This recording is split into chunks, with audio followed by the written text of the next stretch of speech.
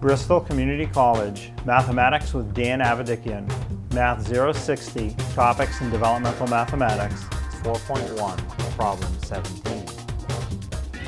This is section 4.1, Problem 17. It says find the value of the unknown number. And we have n over 40 equals 0.5 over 2.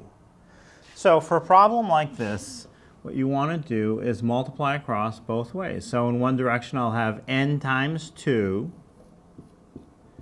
and the other direction 0.05 or 0.5 times 40. So 0.5 times 40 is 20. Really you're saying half of 40 is 20. N times 2 I can write as 2n. Now to find n, because I want n equals, not 2n equals, I divide whatever number is in front of the n.